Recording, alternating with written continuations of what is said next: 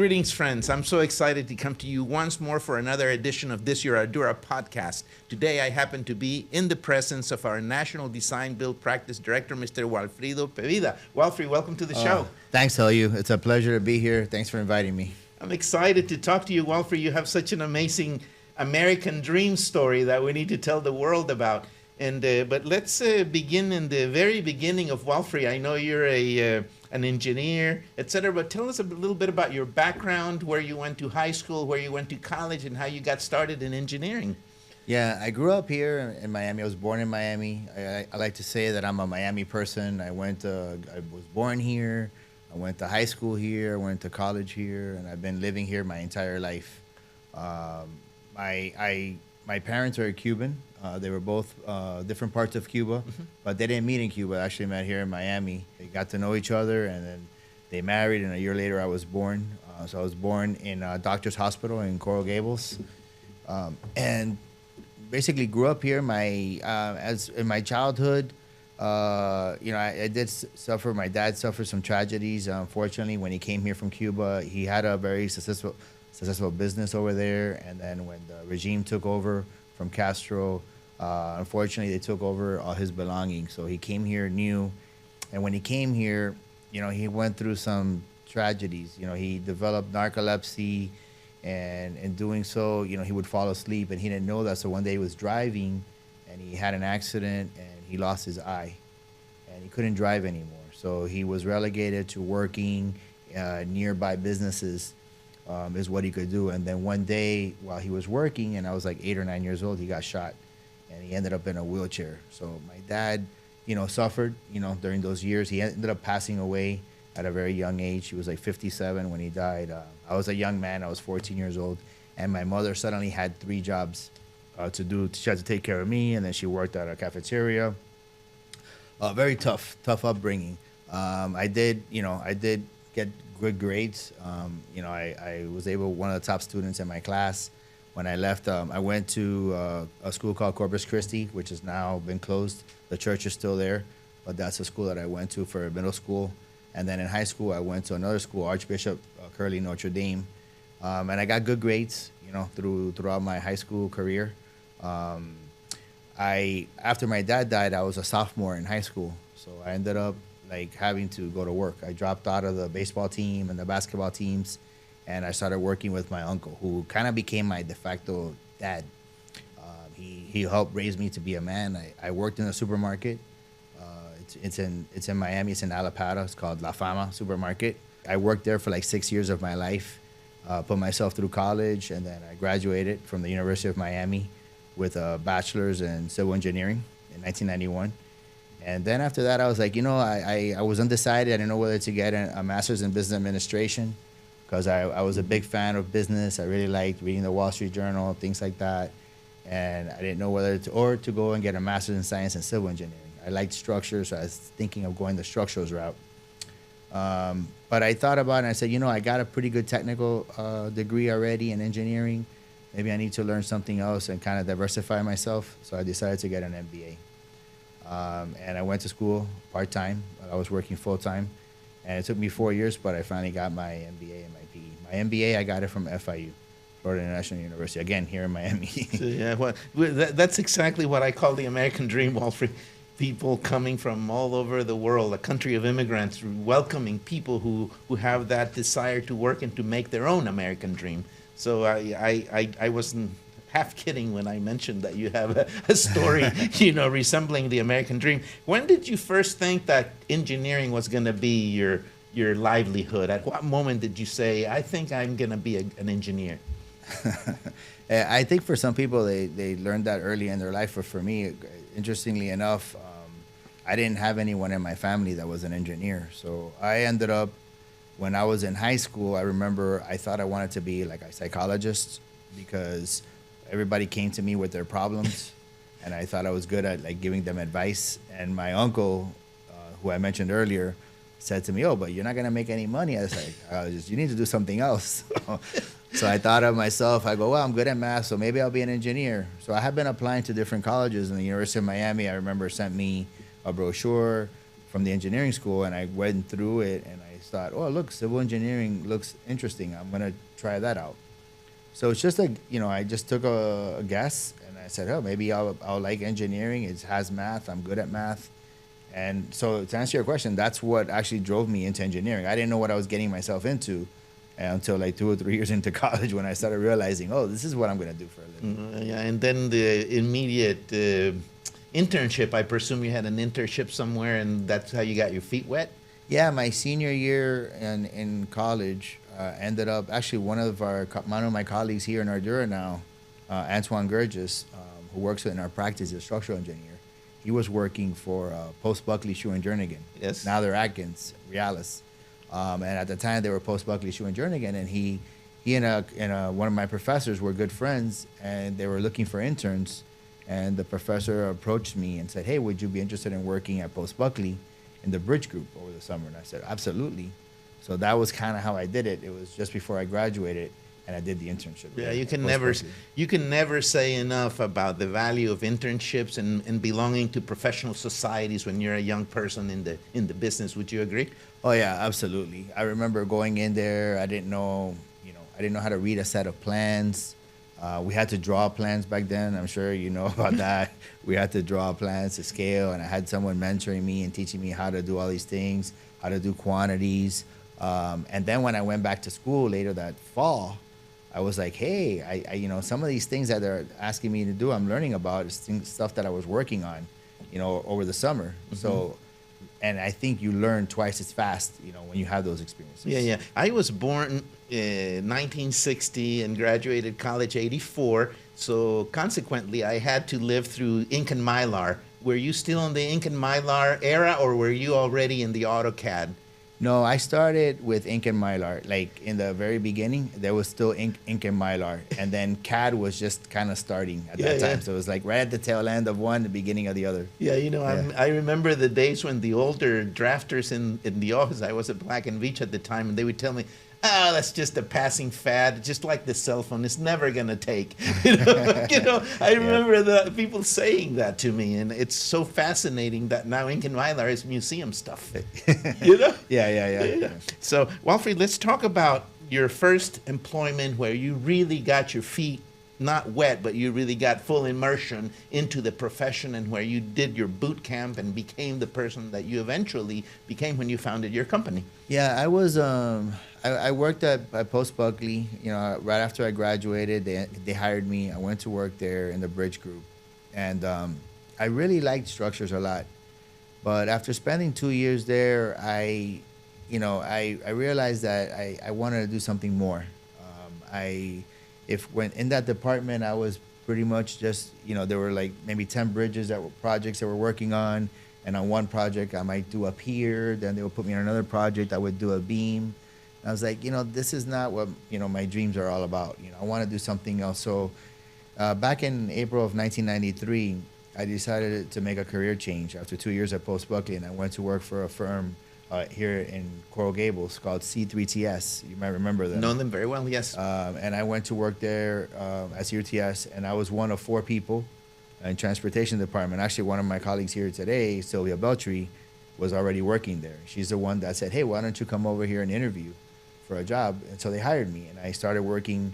At the time, there was 4 of us, and we were doing bridges. And that was sort of where I got my start. But, I think what your question was, what gave me that passion, what inspired me to get me to where I am today. And I think working there in a small firm, we were like 25 people, and the transportation group was 4. So when you're in a small company, you have to do everything. You have to clean the floors, you do windows, whatever, right? So drafting, calculations, I would do the calculations, and I would go and draft the plans, and I did the whole thing. And then it was not only bridges, but then sometimes the bridges are attached to roadways. And so I had to design the roadway approaches. And so it really gave me like a very multidisciplinary type of background and experience. And I dabbled in a little bit of everything, whether it's transportation, water mains, and things like that. So being in a small firm like that exposed me to a lot of different things that I would never have been exposed to, and allowed me to see the bigger picture. And I think that ultimately inspired me to doing some of the things that I'm doing today. Were you pricing jobs at the time already with C3TS, or were you still strictly on plans and specs? I was mostly doing plans and specs in the beginning, in my early years there, from 1993, and I was in the structures group. I was doing a lot of bridges, and every once in a while, I designed some roadways and things like that. But I wasn't pricing any jobs. I wasn't doing any heavy project management either. I was mostly working as a project engineer.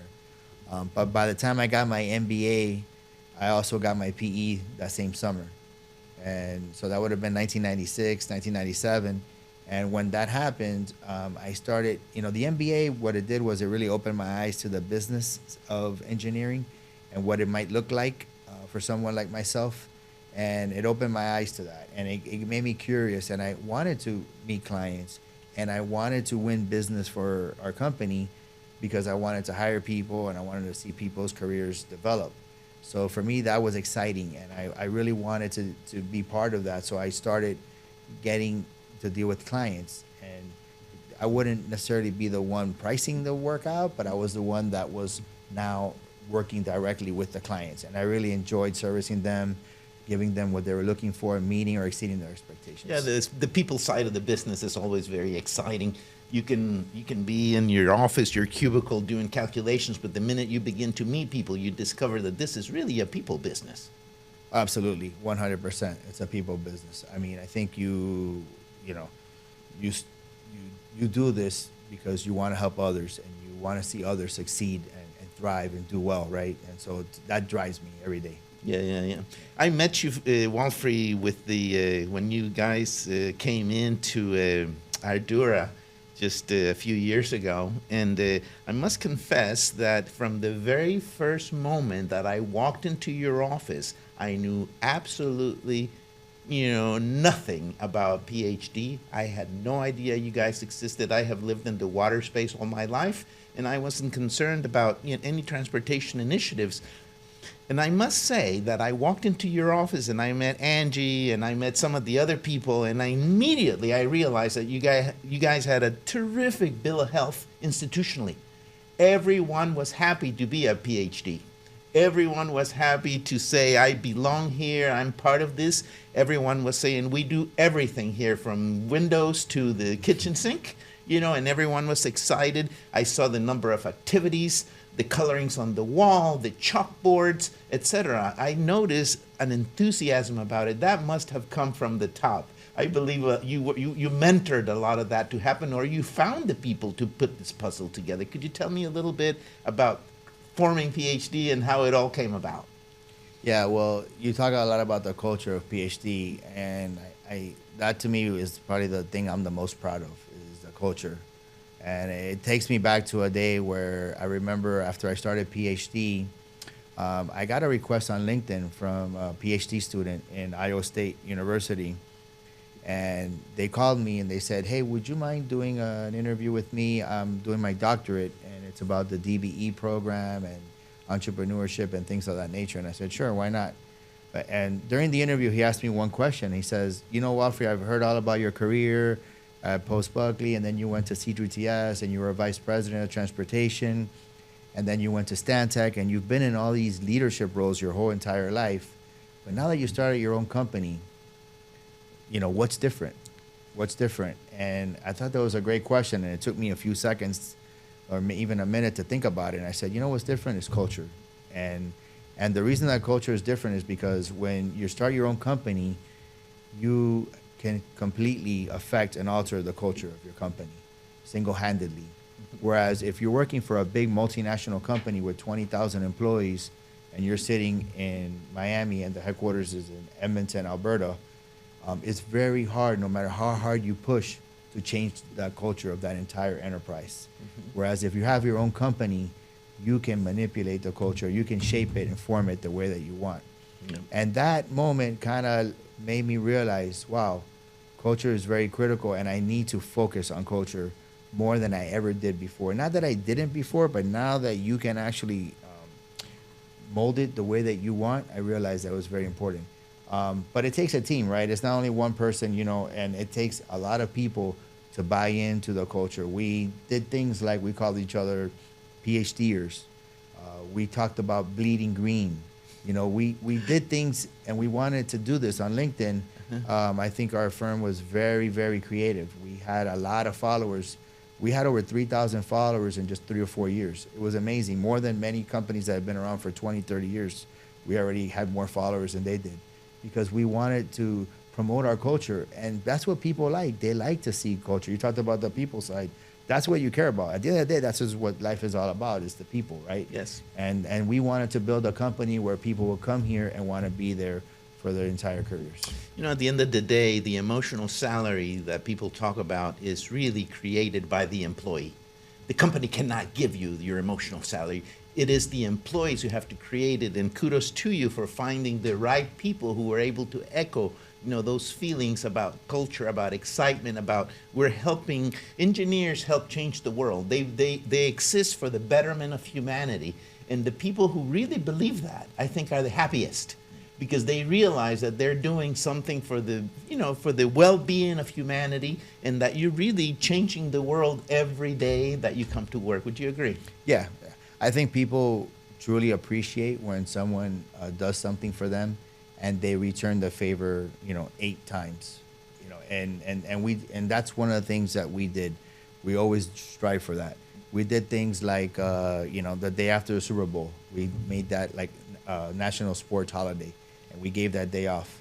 The days between Christmas and New Year's, there were 4 days in there that every year we granted it, no PTO, nothing. We just said, take the days off. We wanted to always give back to our group and to our colleagues, because we wanted everyone to feel like, hey, we're part of a family. Can you tell me a little bit about the philosophy behind you practicing, nationally for Ardurra on the design build side? Well, the design build side, I mentioned when I went to Cedar TS, one of the first projects that I did was here in Miami. It was in Key Biscayne. It was a Mashta Island. It used to be a causeway there, and they ended up, the village of Key Biscayne wanted to remove it and replace it with a bridge. And I was the engineer that was assigned to that project, and we didn't have a big staff, so I did everything. I not only designed it, I do the drawings, but also when it went to construction, I was there to inspect the construction, the pile driving. I also designed the water main. I did everything. It was very fulfilling and very rewarding.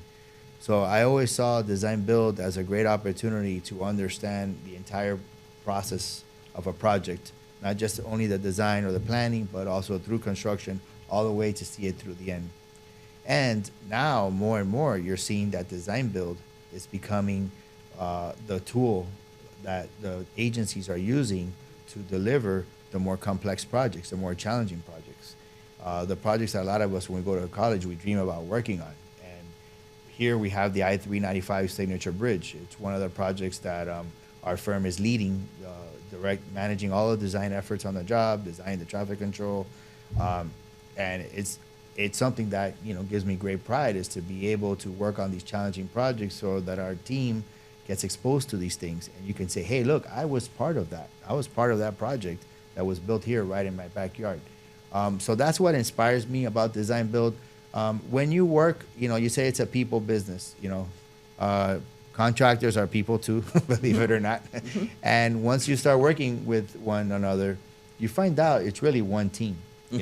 I know there's a lot of talk about design build, and there is a lot of risk to it, but you can really mitigate that risk just by working together, finding common goals, how to get things done. And if you can appreciate each other's goals and values for getting the job completed, you will work together and you will mitigate many of those risks. We've been very fortunate. We haven't had any claims on any of our jobs. We've been very successful. We've won now, I hate to jinx myself, but we've won 6 design builds here in a row at Ardurra with 5 different contractors. We've become like the engineer of choice here in Florida in particular, and it's been very exciting. We've developed good relationships, good partnerships, and we've delivered successful projects on design build. And it is the contractor that comes to you, or is it a two-way street? You take opportunities to contractors and vice versa? Yeah, it's a two-way street. It's a two-way street. Sometimes, when you first learn about these projects, many of them are not out there for years and years and years. Some of them suddenly pop up. Like right now, recently we had the Moving Florida Forward, program where the DOT got all this money, and then whenever somebody finds out about it, they quickly try to call, and there's times where I call first or they call me first. Mm-hmm. Yeah. So you become their home doctor, because at the end of the day, the people there are people who will pour concrete, and there will be people who will be doing calculations. Okay, it's that's just very simple. And I know that the contractor has got technical people, but yet the people who have the specialty on the particular subject matter is the engineer of record. A big responsibility to have to be the engineer of record. Typically, when you have a design build and you have like a bridge or something, the engineer of record would be the consulting firm. Is that correct? Yeah. So I think our specialty, here in our practice at Ardurra has been really doing everything. And the main one that they've been looking at us for is the maintenance of traffic, which is very interlocked and very collaborative with the construction sequencing of a project. In order to build something, sometimes you have to move cars out of the way, and while you're moving them out of the way, they have to continue moving at the same rate of speed that they were before you started working. So finding where to put the cars to accommodate your construction equipment, the sequencing, what you have to build first before you can move to the next step and the next step. So the maintenance of traffic and the construction sequencing are very collaborative. We've really excelled at that, and that's helped us to also be better at pure highway designers. Our bridge guys, we have an excellent bridge team. We have over 20 bridge engineers now here in Florida alone, qualified to do all the major bridges. So they come to us because we have the expertise. We know we have the relationships with the DOT that are very important as well. And we have the experience delivering on the design build projects. When you're going to design a bridge, let's say, for example, and it's going to be like a certain size bridge, etc., and the contractor comes to you and says, I want you to, let's team together and let's go after this. To what level do you need to design that bridge in order to submit a bid? Well, we try to be very comprehensive in giving the contractor the quantities that they're going to need to bid the job, so that they don't think there's a lot of risk. We don't want them to have big question marks about certain items of scope when they're bidding, because if there are big question marks, then they're going to put a lot of contingency on them, and if they do, then your price might not be competitive. Yeah. So it's a good question. It's very hard to draw a line and say this level. Sometimes some bridges, like steel bridges, have a lot more components, a lot more detailed. And so you need to give them enough drawings where they have a lot of certainty into what their price is going to be within a certain margin of error. Yeah, you are, after all, in the same team with the contractor. You want the contractor to win with the lowest price, and he needs to have sufficient information so that you both feel comfortable with that number that's put on the table. That is absolutely right. You have to work enough to get them to the point where they're comfortable, they know the job, they know the materials. I've had some projects where one contractor wanted to do concrete, another one wanted to do steel, because they just felt more comfortable with a different material, and they felt they'd get a better price with that material than the other. So it depends on your contractor's needs and expectations as well, and experience. Yeah, talking about MOT, it's a first thing I must say, it's a first world kind of privilege, because management of traffic is something that's practiced mostly in developed nations. Some of the horrendous traffic jams that we see, particularly in Latin America, that I'm most experienced with, the chaos originates from the lack of MOT. It's just a luxury. It's like wastewater treatment. It's a luxury that countries can do. And I consider MOT, management of traffic, almost an art. It's not necessarily just a science, because there's so many things you need to know about traffic patterns and how the people and the masses will react and how the traffic will flow. And you have to do a lot of crystal balling. Would you agree? Oh, yeah, absolutely. I think it is an art. It is an art, to managing traffic while you're building everything. We've been fortunate to work on some pretty big interchanges. I personally got to work on the 826, 836 interchange next to the airport, that 4-level interchange. It's exciting it's a puzzle, to see how you're going to build this thing while it's sitting right on top of the existing traffic, right? Yes. So it's exciting to come up with those ideas. It's exciting to also improve. Sometimes, the DOT will allow you to close certain roads for a period of time to build it. And it's exciting to somehow find ways to keep traffic open, Yeah. even though you're doing these improvements so that you don't impact or delay traffic on the other roads. So it's kind of fun to make it better too, not just. You know, the amazing thing is that economists quantify idle time in the car. Yeah. You know, for people, and really what you're doing is you're pausing the economic engine when you have people stuck in traffic, right? Yeah. And so the ultimate goal is to facilitate that the traffic flows as efficiently as possible so that life can go on in spite of the progress that you're bringing on with your project. Yeah, and to that point on the I-395 Signature Bridge, you know, you talked about time and all this, and I remember, you know, one of the things that we wanted to do on this project, one of the improvements was the eastbound to northbound ramp. I don't know if you remember that ramp, but it used to be one lane. Yes. And it was like that for like 30, 40 years, and it was always backing up on the Miami River Bridge. Mm-hmm. And I was determined, we got to get this to 2 lanes in the first year and a half of this job. We have to open that up because while we're building the job, let's try to improve the rate of traffic and the flow. So we did that. We opened it up early. It's been early open now for a while, and it made a big improvement. Walfry, tell me a little bit about the double-decker project going on. What's going to be there for a lot of people who don't know anything about it? Yeah, it is a huge traffic benefit when it's finally said and done. Right now, the Miami River Bridge is aging. It's over 50 years old already. The original plan DOT had was to widen the bridge. So it had 3 lanes on it. They were going to widen it to 4 lanes in each direction. And our team came along and we said, you know, that's an aging bridge, you know, to add a 4th lane on it, there's got to be a better way. So the concept came up of this double-decker. And the double-decker concept entails what it does is it splits traffic. So traffic that takes the upper level now will be able to bypass the I-95 interchange. And as I mentioned earlier, there was a lot of traffic backing up on 836 because of the movements to and from I-95. Well, now, when you take the upper level, if you're going to Miami Beach, you're gonna drive over I-95. You're never gonna interact with any of that traffic. You take it near the toll plaza at the Marlins Stadium, and you drive and you go all the way to Miami Beach. And we also added a slip ramp, which is in construction right now. You can probably see sections of it. It's already been built. It's where impressive. you can go south. Now, if you want to stay locally, if you want to go to the local exits, or if you're coming out of the hospital district, the health district, you can stay on the lower level.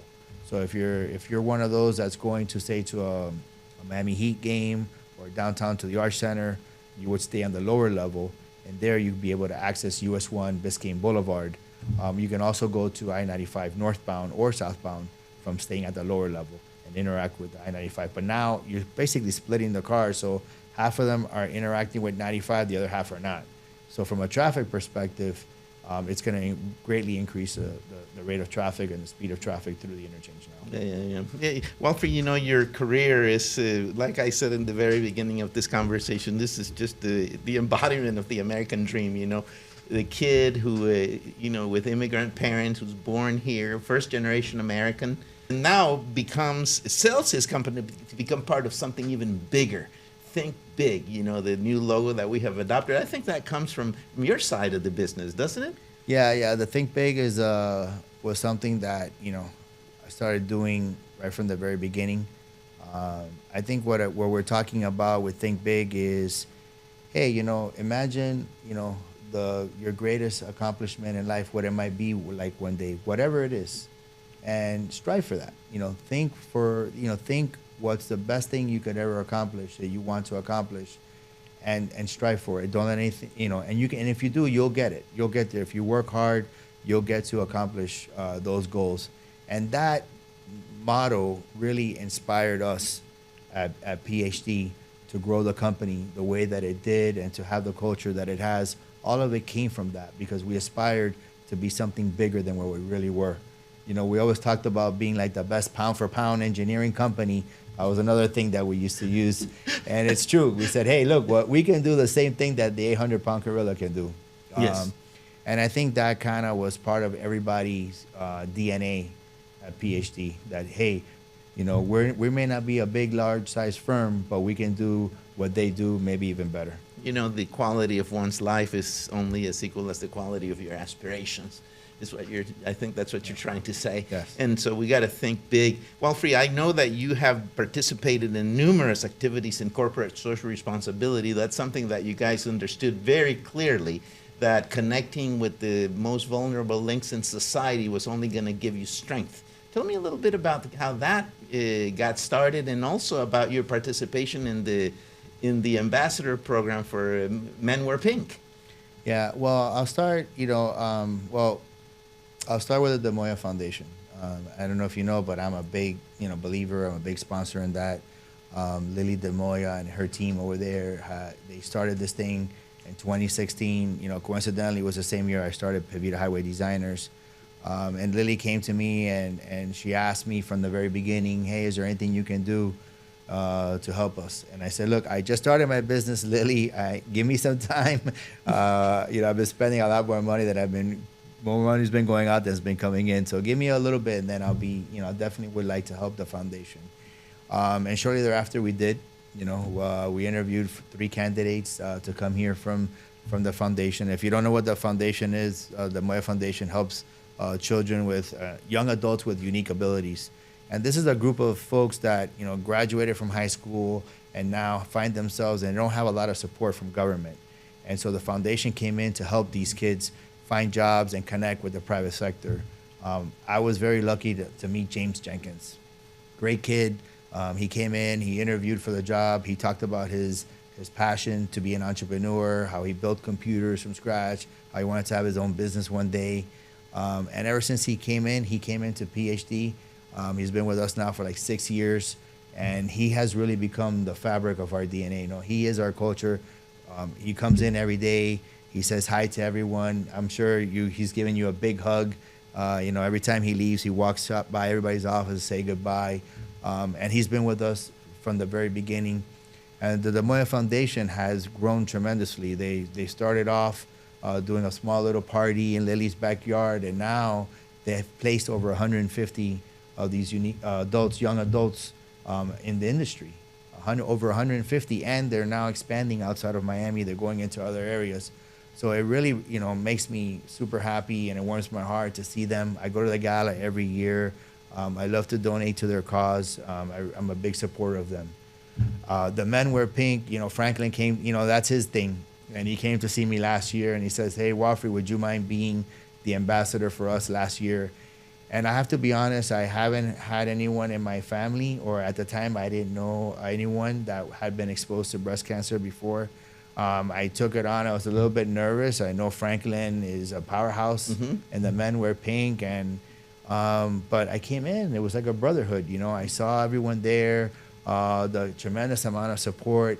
And I had to learn more about breast cancer. I was very curious to learn about it, and I ended up finding out that I have a half sister who has breast cancer. Is going through that right now, and it's recovering, doing well. But it really became personal to me, and I'm very glad I did it. I'm very thankful that Franklin chose me and asked me to do it, and it was my honor. And I'll be there this year at the walk. I'm looking forward to that again. Yeah. It's quite an exciting program, and also for men. Men need to be screened for breast cancer. People. We've learned so many things in this process. I think not only you, but all of us. We have learned about it. So it's exciting to see us behind this national cause. Which is the fight against breast cancer. So, Walfry, I want to talk a little bit about legacy. Now that you have done. We all have temporary jobs here. We are holding posts that eventually somebody else will be taking. What message would you give to the young generation of engineers coming out of colleges, people that are in the STEM programs in high school, thinking about a career in engineering, based on the experience and how engineering made you live the American dream? What advice would you give to a young person in entering our business about the future and the opportunities that are ahead of them if they choose to be part of us? Well, the first thing I'll say is, look, engineering is a problem-solving career. And if you like that, I would highly recommend it. I would never change any decision I've ever made. I'm so happy that I became a civil engineer. I love what I do for a living, and I love engineering. When you graduate from college, the first 5, 10 years, don't rush into becoming a project manager and all these other things. I would really would really suggest that you learn your craft. You learn the fundamentals of engineering. Really understand the technical aspects of your craft very, very well. Because ultimately, when you do become a project manager, you're going to have to make technical decisions. Your technical team is going to bring decisions to you that have to be made, and you have to understand how it all comes together. So be patient. Be patient is my thing. Learn your craft, become very skilled at it, and don't rush. You know, I've been doing this for over 30 years, and I'm still have a lot to learn and grow. So you learn every day in this business. That's the beautiful thing about it. There's so many. We know less. There's more that we don't know than we do know, right? And so I think it's important to be patient with your careers, and don't rush into it. Just take the time, enjoy day by day, and learn your craft. And how about legacy? If the minute you disappear and you decide to do something else, and et cetera, what would you hope to leave behind as the legacy of Walfrido Pevida with Ardurra? Well, I really hope that I inspire others. I hope that I'm inspiring them to do whatever their dreams are, to think big. And if it's, if they want to start their own company, that's great. I know there's people that have come to work with me. They subsequently left and they went and started their own company. And that gives me great pride to see, hey, look, they came here, they learned some things, and now they went on their own and they did something. Or they went to work for somebody else, and they've done really well. Or they're staying here and they're taking the things that they're learning from us and growing. So for me, my legacy is to be a mentor, to be there for other people, to help other people with their businesses growing. If they need advice on how to grow their companies, more than happy to help them. If it's design build that they want to do and learn, I'm here to help. And that's what gives me joy, really, is to help people get to accomplish their dreams. It is so exciting. So exciting. Walfry, thank you for taking the time to speak with me today on this Ardurra podcast. I think that your message is going to ring quite clear with a lot of people, a lot of young people that are looking at these podcasts. Well, I want to thank you too. I mean, I think what you're doing, Ardurra, is very important. Like, you are promoting the company and the things that we do here, and that's very, very important. I'm very happy to see that someone is taking the time to show others, hey, these are all the great things that our company is doing. Here are all the unique people that work here and are part of our culture. And I really, really appreciate it. And thank you for letting me be part of your podcast. Thank you, Walfry. I think we have some very, very special people. Today, I've had the privilege to speak with Mr. Walfrido Pevida, the National Design Build Practice Director, who's growing a national transportation practice for Ardurra. I look forward to seeing you in another one of these editions of your Ardurra podcast. Please don't forget to subscribe to our channel, follow us on social media, and we'll see you next time.